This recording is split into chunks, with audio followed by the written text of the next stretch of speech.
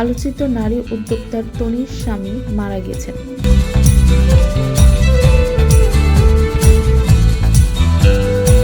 নারী উদ্যোক্তা রোবায়েত ফাতিমা তনির স্বামী শাহাদাত হোসেন মারা গেছেন। ইন্নালিল্লাহি ওয়া ইন্না ইলাইহি রাজিউন। তিনি ব্যাংককে চিকিৎসাধীন ছিলেন। সামাজিক যোগাযোগ মাধ্যমে খবরটি নিশ্চিত করেছেন তনি নিজেই।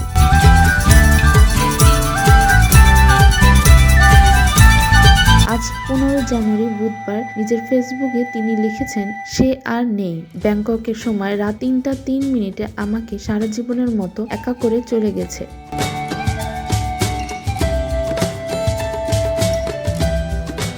মাস কয়েক আগে গুরুতর অসুস্থ হন শাহাদাত হোসেন। অবস্থা অবনতির দিকে গেলে ব্যাংককে নেওয়া হয় তাকে। সে খবর ফেসবুকে জানিয়ে তনি লিখেছিলেন, জীবনের সব থেকে কঠিন সময় পার করছি, আমি কোনোভাবে তাকে হারাতে চাই না। তনি আরও লিখেছেন, সবকিছু অনিশ্চিত জেনেও আল্লাহর বিশেষ কোনো রহমতের আশায় অনেক কষ্ট করে আজকে সিঙ্গাপুর থেকে এয়ার অ্যাম্বুলেন্স বাংলাদেশে আনিয়ে তারপর ব্যাংককে নিয়ে আসছি।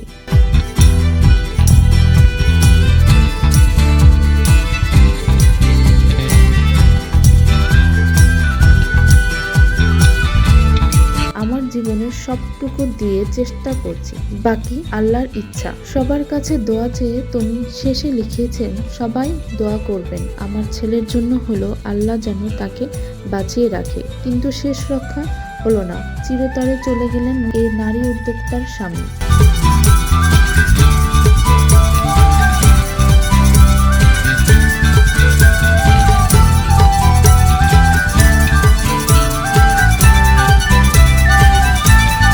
আলোচিত এই সফল নারী উদ্যোক্তা রোবায়েত ফাতেমা তনি শাহাদাত হোসেনকে বিয়ে করে সমালোচনায় পড়তে হয় তাকে।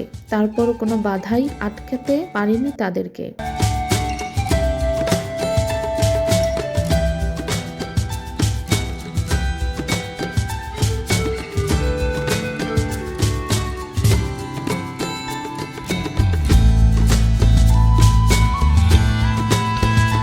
সোশ্যাল মিডিয়াতে বিভিন্ন সময় বিভিন্নভাবে বুলিংয়ের শিকারও হয়েছেন।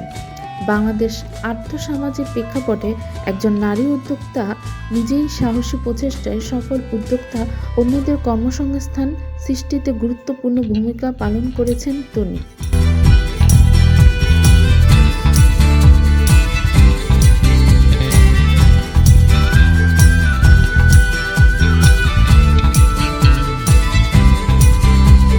তার ডিজাইন করা বিভিন্ন ধরনের শাড়ি এখন দেশে বিদেশে বিক্রি হচ্ছে।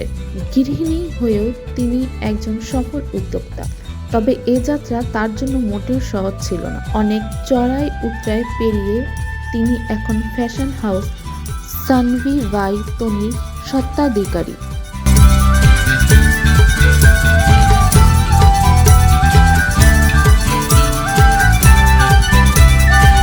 সারা দেশে তার 12টি শোরুম আছে। সামাজিক মাধ্যমে বেশ আলোচিত এবং জনপ্রিয় ব্যক্তিত্ব তনি। তনির দ্বিতীয় স্বামী শাহাদাত হোসেনও একজন সফল ব্যবসায়ী ছিলেন। তনির প্রথম স্বামীর সঙ্গে বনিব না হওয়ায় বিচ্ছেদের পথে হাঁটেন। এরপর ভালোবেসে বিয়ে করেন শাহাদাত হোসেনকে।